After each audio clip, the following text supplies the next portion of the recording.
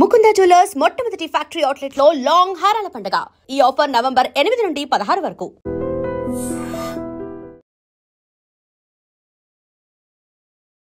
Hi, welcome to iDream. SSMB 29 ఇప్పటి వరకు టాలీవుడ్ చరిత్రలోనే ఇంత సినిమాని ఎవరూ తెరకెక్కించట్లేదు. బడ్జెట్ పరంగా చూసుకున్నా, గ్రాండీర్ పరంగా చూసుకున్నా, ఇప్పుడు ఎక్కడ పెట్టినా SSMB 29 పేరే వినిపిస్తుంది. ఇప్పటికే ఈ సినిమా నుంచి సంచారి అనే పాట రిలీజ్ అయింది. యూట్యూబ్లో ఈ పాట ట్రెండింగ్లో ఉంది. అలాగే ఈ నవంబర్ 15న ఈ మూవీ టీం ఒక భారీ ఈవెంట్ ప్లాన్ చేసింది. మరి ఈ ఈవెంట్ దేనికి అండ్ ఇక్కడ ఏం అనౌన్స్ చేయబోతున్నారు, ఇలాంటి అన్ని విషయాలను భరద్వాజ్ గారిని అడిగి తెలుసుకుందాం. హాయ్ సార్, నమస్తే. నమస్తే సార్, SSMB 29 అంటే ప్రమోషన్స్ స్టార్ట్ అయినాయని చెప్పుకోవచ్చు. ఇప్పటికే సాంగ్ రిలీజ్ చేశారు, త్వరలో ఒక ఈవెంట్ ఉంది. అసలు ఏంది ఈ ఈవెంట్ ప్లాన్, ఏం చేస్తున్నారు? అంటే టైటిల్ అనౌన్స్ చేస్తారు అనేది వినిపిస్తున్న మాట. సార్, టైటిల్ అనౌన్స్ చేస్తారా, ఇంకేమైనా చెప్తారా, సినిమా గురించినటువంటి ఒక అప్డేట్ ఒక బిగ్ స్కేల్లో ప్రపంచంలోకి పంపాలి అనేది ప్రోగ్రామ్. సార్, అయితే ఇది గ్లోబల్ సినిమాగా చెప్తూ వస్తున్నారు. అంటే ప్రపంచ భాషలన్నిట్లోనూ ఈ సినిమా రిలీజ్ అవుతుంది అని. అంటే ఫ్రెంచ్లో ఈ సినిమా ఫ్రెంచ్లో రిలీజ్ అవుతుంది, అది పద్ధతి. స్పెయిన్లో, స్పానిష్లో డబ్బై వెళ్తుంది. అలా ప్రతి చోట ఆ ప్రాంతీయ భాషల్లోకి ఈ సినిమాని పంపు చేయుట అనేటువంటి ఒక కార్యక్రమం దీని ద్వారా జరుపుతున్నట్టు 160 భాషలు అనేది మొదట్లో వినిపించినటువంటి మాట. భారతదేశంలో ఉన్నటువంటి అన్ని భాషల్లోకి ఈ సినిమా పెడుతుంది అని చెప్తున్నారు. అంటే ఇలా చేయటం ద్వారా గ్లోబల్ మార్కెట్ మొత్తాన్ని అట్రాక్ట్ చేయటం, గ్లోబల్ మార్కెట్లో సక్సెస్ కొడితే ఆ కలెక్షన్స్ ఏ రేంజ్లో ఉంటాయి అనేది తెలుగు సినిమాకి రుచి చూపించబోతున్నాడు రాజమౌళి అనేది ఆ సినిమాకు ఉన్నటువంటి ఒక పునాది. అంటే క్వాలిటీ సినిమా తీయాలంటే డబ్బులు కావాలి. డబ్బులు కావాలి అంటే ఆ డబ్బులకు ఒక గ్యారంటీ చూపించాలి. ఆ గ్యారంటీ మార్కెట్ నుంచి రావాలి. ఆ మార్కెట్ అష్యూరెన్స్ కల్పించటం అనే కార్యక్రమం భుజానేసుకుని తెలుగు సినిమాని పాన్ ఇండియా లెవెల్కి తీసుకెళ్ళింది కూడా ఆయనే. అంటే తను పాన్ ఇండియా లెవెల్ కథ తీయగలను అనే కాన్ఫిడెన్స్ నిర్మాతలకు రాకుండా వాళ్ళు డబ్బులు పెట్టడానికి సిద్ధపడరు.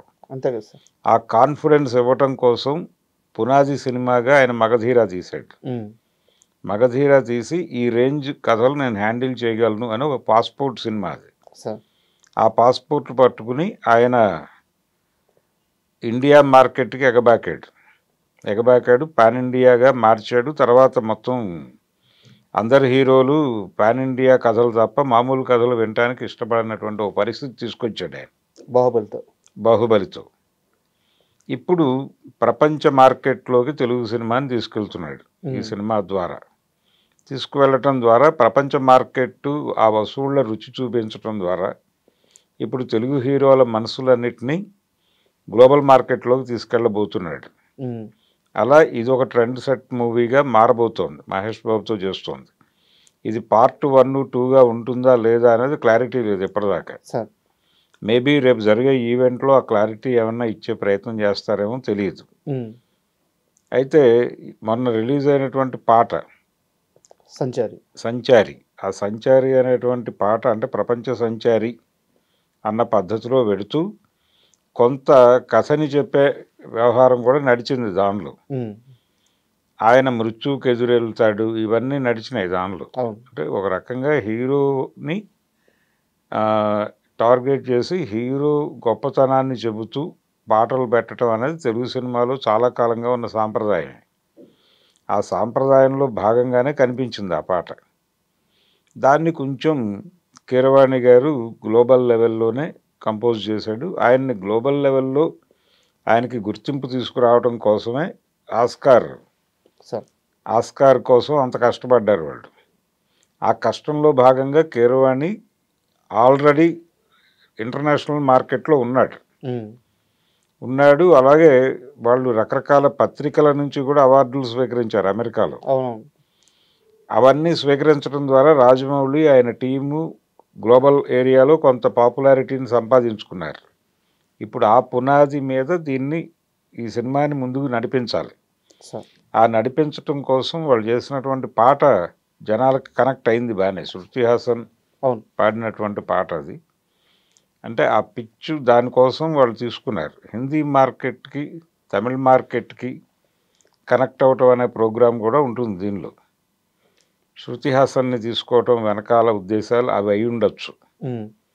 అంటే ఇప్పుడు లోకల్ మార్కెట్ సెంటిమెంట్లు, గ్లోబల్ మార్కెట్ సెంటిమెంట్లు, పాన్ ఇండియా మార్కెట్ సెంటిమెంట్లు అని 3 విధాలుగా చీలిపోయినటువంటి సెంటిమెంట్లలో కూడా 3 డివిజన్లు వచ్చేసినాయి. దీనికి అద్భుతమైన ఉదాహరణ ఏంటంటే పెద్ద సినిమాకి రెహమాన్ని తీసుకోవటం. చాలామంది చరణ్ అభిమానులు కంగారు పడ్డారు. ఆయనకు తెలుగులో స్ట్రైట్ సక్సెస్ లేవు రెహమాన్కి, ఆయన తీసుకొచ్చారు ఏమిటి. అయితే ఆ cinema pan India cinema, global cinema. ఆయనకున్న మార్కెట్లోకి ఆ సినిమాని రీచ్ చేస్తారు. హిందీ మార్కెట్లో రెహమాన్కి చాలా పెద్ద హిట్స్ ఉన్నాయి.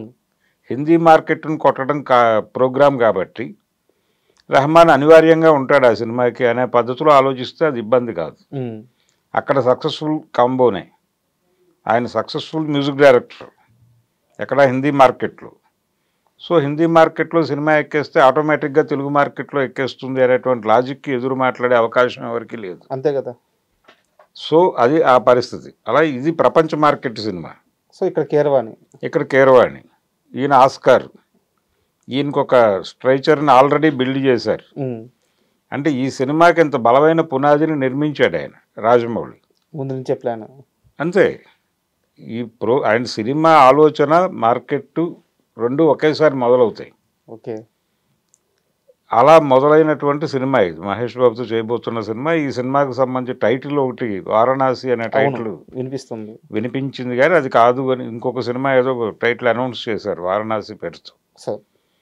సో ఆ సినిమాకి వారణాసి ఉంటుంది, ఈ సినిమాకి ఇంకేదో పేరు ఉంటుంది అన్నారు. ఆంగ్లంలో ఉండొచ్చు ఈ సినిమా టైటిల్ అని కూడా చెప్తున్నారు. ఉండాలని రూల్ ఏం లేదు. అంటే లోకల్ కథని గ్లోబల్ లెవెల్లో చెప్పగలగటమే మేకర్ యొక్క గొప్పతనం. కాబట్టి రాజమౌళి కూడా అదే చేస్తాడు, లోకల్ కథని గ్లోబల్ లెవెల్లో చెప్తాడు. సంచారి అన్నప్పుడు ఆయన 100 దేశాల్లో తిరుగుతాడు. ఈ 100 దేశాల్లోనూ ఈ కథ ట్రావెల్ అవుతుంది. అంటే ఒక ప్రయాణము, దానికి సంబంధించినటువంటి వ్యవహారము ఏదైనా కావచ్చు. ఆయన ఒక యాక్షన్ నేపథ్యంలో జరిగేటువంటి అడ్వెంచరస్ థ్రిల్లర్ అని చెప్పాడు ఆయన. అయితే ఫారెస్ట్ బ్యాక్డ్రాప్లో జరుగుతుంది ఈ కథ అనేది విజయేంద్ర ప్రసాద్ గారు చాలా కాలం క్రితం చెప్పిన మాట. ఇది అలాగే జరుగుతుంది అని అనిపిస్తోంది. ఎందుకంటే ఆల్రెడీ కొన్ని ముక్కలు బయటకు వచ్చినాయి. లీకేజ్లో భాగంగా కొన్ని షూట్ అవుతున్నటువంటి సన్నివేశాలు చూసాం మనం. పృథ్వీరాజ్ సుకుమార్ అని యాక్ట్ చేసిన ఒక షార్ట్ బయటకు వచ్చింది. అవును, పోస్టర్ రిలీజ్ చేశారు. పోస్టర్ రిలీజ్ చేయడం తర్వాత దానికంటే చాలా ముందే ఆ సీన్ వచ్చింది బయటికి. ఆ వెహికల్లో అతను కూర్చుని ఉన్న షార్ట్ షూట్ చేస్తూ ఎదురుకుండా మహేష్ బాబుని ఇలా కూర్చోబెట్టిన షార్ట్ ఆల్రెడీ బయటకు వచ్చింది అది. కాబట్టి ఇలా ఈ సినిమాకి సంబంధించిన ప్రమోషనల్ ఈవెంట్ చేస్తున్నారు ఇప్పుడు 15వ తారీఖు. అండ్ మీకు తెలిసి ఆ ఈవెంట్లో అసలు ఏముండబోవచ్చు? ఇప్పుడు మీరు చెప్పినట్టు టైటిల్ అనౌన్స్ చేయొచ్చు, లేకుంటే మహేష్ బాబు గారి ఫస్ట్ లుక్ అఫిషియల్గా లాంచ్ చేయొచ్చు. సో ఇవన్నీ కూడా ఫ్యాన్స్లో ఇవన్నీ కూడా చర్చలు ఉన్నాయి. ఏం జరుగుతుంది? టైటిల్ రివీల్ చేసే ఛాన్స్ ఉంది. Okay, majority. ఓకే. ఆ టైటిల్ ఏదైనా కావచ్చు. సంచారి అనే టైటిల్ తెలుగుకి అనుకుంటున్నాం అని చెప్పినా ఆశ్చర్యం లేదు. ఓకే, ఏదైనా కావచ్చు. ఏదైనా చెప్పి నడిపించగలడు ఆయన. RRR గానే ప్రపంచం మాట్లాడుకుంది కానీ ఆ సినిమాని అది వర్కింగ్ టైటిల్ అని చెప్పారు ముందు. అవును, అదే టైటిల్గా స్థిరపడింది. దానికి ఆ 3 Rలకి 3 పదాలు ఏవో చెప్పారు, రుద్రం, రౌద్రం, ఇలాగే రణం అని. అలా అది నడిచిపోయింది. టైటిల్ అనేది పట్టించుకోరు, కంటెంట్ వాళ్ళకి కనెక్ట్ అయితే అనేది ఒక ఉదాహరణ అక్కడ దొరికింది మనకి. అయినప్పటికీ ఏదో టైటిల్ ఈవెంట్ అది యాక్చువల్గా ప్రపంచాన్ని అలర్ట్ చేయడం కోసం చేస్తున్న ఈవెంట్ అది. ఓకే, 100 అడుగుల స్క్రీన్ ఏదో రెడీ చేస్తున్నారంట ఫస్ట్ టైం. అంటే అదే అంటే ప్రతిదీ ఇప్పుడు ఆ ఈవెంట్ రైట్స్ అమ్ముతారు. అవును, అంటే డిజిటల్ హక్కులు అమ్ముతారు, శాటిలైట్ హక్కులు అమ్ముతారు. బిజినెస్ అక్కడి నుంచి మొదలవుతుంది. ఒకప్పుడు సినిమాకి సినిమా రిలీజ్ అయిన తర్వాత కౌంటర్లో వచ్చే డబ్బులు. కానీ ఇప్పుడు పరిస్థితి అది కాదు. ఇప్పుడు సినిమా తయారవటానికి ముందే టైటిల్ అనౌన్స్మెంట్కి ఒక ఈవెంటు, ఆ ఈవెంట్కి రకరకాల హక్కులు అమ్ముకోవడంతో వ్యాపారం మొదలవుతుంది. కొబ్బరికాయ కొడతారు అక్కడ. కాబట్టి ఇది కేవలం ప్రమోషనల్ ఈవెంట్గా మాత్రమే చూడక్కర్లేదు, ఇది ప్రమోషనల్ ఈవెంట్ కూడా, మార్కెట్ కూడా. అంటే ఆ సినిమాకి రెవెన్యూ జనరేషన్ చేయటం అనే ప్రోగ్రాం రేపటితో 15వ తారీఖు నుంచి మొదలవుతోంది. ఓకే, దానికి అంకురార్పణ చేస్తున్నటువంటి ఈవెంట్ కాబట్టి కొంచెం భారీ సెలబ్రిటీస్నే ఊహిస్తున్నారు అక్కడ. అంటే జేమ్స్ కెమెరూన్ వస్తాడు అనే ప్రచారం అయితే బలంగా నడుస్తోంది. ఆయన వస్తారా రారా అధికారికంగా ఇంకా కరపత్రాలు కానీ లేకపోతే ఇన్విటేషన్లు కానీ బయటకు రాలేదు, కానీ ఈవెంట్ ఉంటుంది అని మాత్రం చెప్తున్నారు. ట్విట్టర్లో బాబు ఫ్యాన్స్ మాత్రం జేమ్స్ కెమెరన్ చేత జై బాబు అనిపిస్తాము అని చెప్పి అప్పుడే ఆవేశపడవచ్చు, తప్పేం లేదు దాంట్లో, చెప్పచ్చు కూడా, ఆయన కూడా చెప్తాడు. ఎందుకంటే వాళ్ళకు అవసరం. ఇప్పుడు జేమ్స్ కెమెరూన్ అనేవాడు లేకపోతే మరో హాలీవుడ్ డైరెక్టరు 90 దశకంలోనూ లేకపోతే 2010కి ముందు ఇక్కడికి వచ్చాడంటే అది చాలా పెద్ద సెన్సేషనే. ఇప్పుడు పరిస్థితి అది కాదు. ఇప్పుడు బాలీవుడ్ వాళ్ళు మాత్రమే కాదు, హాలీవుడ్ వాళ్ళు కూడా లోకల్ మార్కెట్ల మీద కేంద్రీకరణ పెంచారు. లోకల్ ఫ్రాంచైజీస్ ఇదంతా మోడల్ మారిపోయింది, సినిమా మోడల్ మారిపోయిన సందర్భంగా వాళ్ళ మార్కెట్ అన్వేషణ కోసం వస్తున్నాడు ఆయన. కాబట్టి వీళ్ళతో స్నేహం వాళ్ళకు అవసరం, మ్యూచువల్ బెనిఫిట్ అంతే. ఇప్పుడు వాళ్ళ సినిమా గురించి 4 మాటలు రాజమౌళి చెప్తే ఈ లోకల్ మార్కెట్ నడుస్తుంది, అంతే కదా. ఈ లోకల్గా ఎన్టీఆరో లేకపోతే చిరంజీవో ఒక మాట చెప్తే ఆ సినిమా నడుస్తుంది. అది చెప్పించాలంటే వీళ్ళతో కాంట్రాక్ట్ అవ్వాలి వాళ్ళు. వీళ్ళతో స్నేహం వాళ్ళకు అవసరం, వాళ్ళతో స్నేహం వీళ్ళకి అవసరం, అంతే. రేపు పొద్దున హాలీవుడ్ కూడా లోకల్ మార్కెట్లని కబళించడం కోసం ఈ ఆర్టిస్టులతో ఒక క్యారెక్టర్ చేయించేయచ్చు అక్కడ. కాబట్టి ఇప్పుడు చాలామంది క్యారెక్టర్ ఆర్టిస్టులకి హాలీవుడ్ అవకాశాలు వచ్చే అవకాశాలు కూడా ఉన్నాయి సార్. అండ్ పృథ్వీరాజ్ గారిది ఆ పోస్టర్ రిలీజ్ అవ్వగానే చాలామంది అంజీ సినిమా కథలాగా ఉండొచ్చు, అక్కడ విలను ఒక అమరత్వాన్ని పొందడానికి ప్రయత్నించడం, ఈ హీరో ఆపడం, ఇలాంటి ఒక లైన్ ఉండొచ్చు కథగా అని చెప్పేసి కూడా చాలామంది ట్వీట్స్ చేశారు. అలా అనిపించట్లేదు అది. ఓకే, అంటే అతనికి ఏదైనా కోరిక ఉంటుంది, విలన్కి ఉన్నటువంటి కోరిక ఉన్నటువంటి వాడు విలన్ అవుతాడు, ఆ కోరికను దెబ్బ కొట్టేవాడు హీరో అవుతాడనే కదా ఇప్పటివరకు మన సినిమాలన్నీ నిలబడిందే ఆ పాయింట్ మీద. ఆయన కోరిక ఏదైనా కావచ్చు, ప్రపంచాన్ని జయించాలనుకోవచ్చు, ఏదైనా అక్కడ ఉన్నటువంటి ఒక మైనింగ్ తన ఓన్ చేసుకోవాలనే ప్రయత్నం కావచ్చు, మైనింగ్ సామ్రాజ్యాన్ని ఓన్ చేసుకోవడం కోసం కావచ్చు, అదేదో అటవీ ప్రాంతము ఇవన్నీ మిక్స్ అయినటువంటి లొకేషన్లో ఆ ఫోటో రివీల్ చేశారు వీళ్ళు. ఆ షూట్ అయింది కూడా ఏదో అడవి ప్రాంతంగా అనిపించింది ఆ ముక్క బయటకు వచ్చిన రోజు చూస్తే. ఇది ఏదైనా కావచ్చు, ఇది పర్టికులర్గా అంజీ సినిమాని పోలి ఉంటుంది. ఇవన్నీ ఊరికనే మాట్లాడుకునే మాటలు తప్ప అదేం ఉండదు సినిమాలో. ఓకే, అదేం ఉండదు. అది కొంచెం అంటే రెండోది రాజమౌళికి మొదటి నుంచి ఉన్న విషయం ఏంటంటే ప్రపంచంకి తన కథ తెలిసినందువలన నష్టం లేదు అని అనుకుంటాడు ఆయన. అవును, ఆయన ప్రెస్ మీట్ పెట్టి కథ మొత్తం చెప్పేస్తారు కదా. అదే అంటే చెప్పిన కథని ఎలా తీస్తాడు అనేటువంటి క్యూరియాసిటీ పాయింట్ మీద ఆడియన్స్ని థియేటర్కి రప్పించవచ్చు అనేది తను నమ్మిన సూత్రం.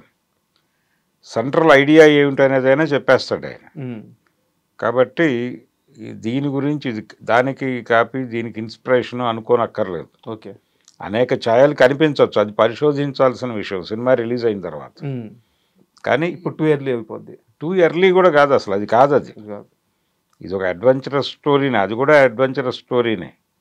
2 అడ్వెంచరస్ స్టోరీస్లో కొన్ని సిమిలారిటీస్ ఉంటే ఉండొచ్చు, అంత మాత్రం చేత ఇది ఆ కథకి కాపీ ఈ కథకి కాపీ అనుకోవడానికి అవకాశాలు లేవు. చూద్దాం సార్. మరి అంటే ఫస్ట్ టైం ఒక సినిమా రిలీజ్ అప్పుడు ఎంత బజ్ ఉంటుందో ఒక సినిమా ఈవెంట్కి కూడా అంత బజ్ ఏర్పడి ఉంది. అవును. సో వరల్డ్ వైడ్గా చూద్దాం మరి ఈవెంట్లో ఏం చూపించబోతున్నారు అండ్ ఆ విశేషాలతో మళ్ళీ మరొకసారి మనం ఆ సినిమా పైన ఇంటర్వ్యూ చేద్దాం. తప్పకుండా. Thank you sir. Thank you. And don't forget to subscribe to iDream. And for more videos, please subscribe to iDream. Please subscribe to iDream. Please subscribe iDream. And please subscribe to iDream. For more videos, subscribe to iDream. please like, share and subscribe to the channel. Congratulations, iDream. Subscribe to iDream. Subscribe to iDream.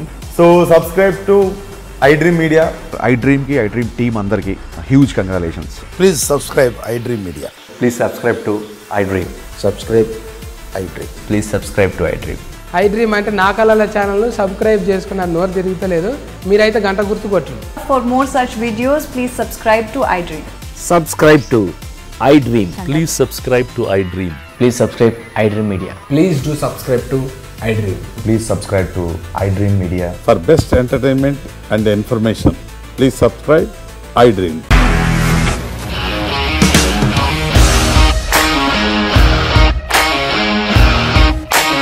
ఇండస్ట్రీలో commitment issues వస్తే నీకు కూడా వచ్చినట్టు morning తీసుకెళ్ళాలంటే కొట్టి పడేస్తాడు.